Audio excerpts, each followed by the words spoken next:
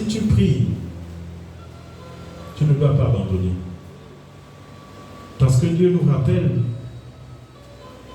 dans Apocalypse, au chapitre 2, au verset 5, il nous dit, souviens-toi donc d'où tu es tombé.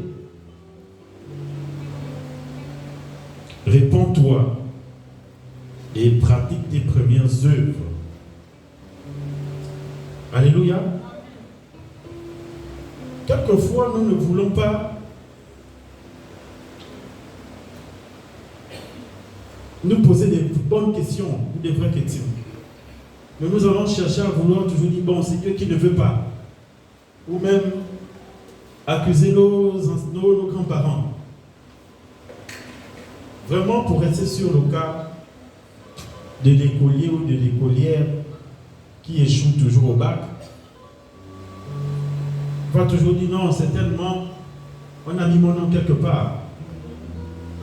Mais au fond, est-ce que ce n'est pas par stratégie?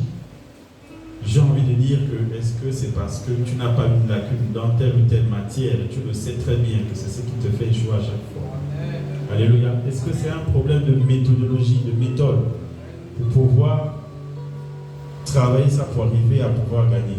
C'est des choses qu'on doit se poser. Et quand on est un chrétien, et on s'est compris, on va de l'avant.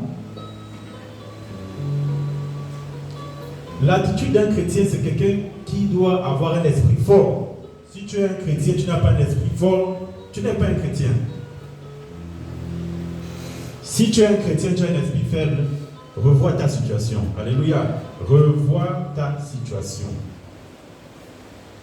Le chrétien n'a pas un esprit faible, il a un esprit fort. Amen. Il y a des erreurs que Dieu nous laisse commettre afin qu'on puisse apprendre.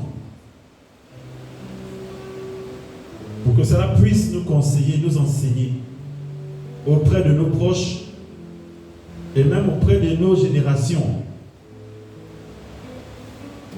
Il y a toujours quelque chose de positif à retirer de nos échecs. Et si nous apprenons au travers de nos erreurs, alors nous ne sommes pas perdants.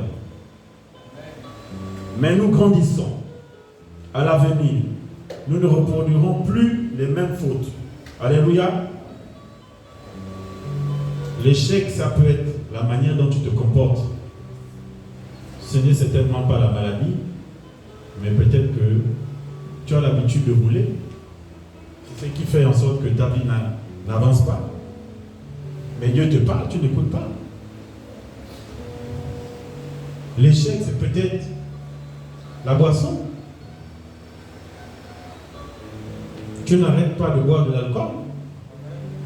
Tu trébuches, tu tombes. On t'enlève même au travail avec ça, à cause de la boisson. Tu ne comprends pas. Tu ne veux pas te remettre en cause pour dire qu'il faut que, à compter de telle date, à compter de tel temps, je dois me ressaisir.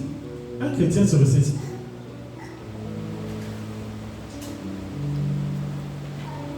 Si vous avez des attitudes où vous vous confortez dans votre manière de faire, vous savez que c'est ça votre échec, mais vous vous dites ce n'est pas ça. Parce que pour vous, c'est toujours la faute des autres et pas vous. C'est une attitude. Hein. On sait que c'est ça le problème. On s'est dit non, le problème est ailleurs. C'est certainement la famille. Ou vous avez une attitude où vous avez échoué, mais vous passez votre temps à vous lamenter. Il y a des gens comme ça. Hein. Ils passent leur temps, ils ont perdu toute petite force pour se relever. Quand vous êtes dans ces deux situations, il y a un souci. Lorsque vous priez Dieu, vous fléchissez vos genoux, Dieu finit toujours par vous relever. Amen.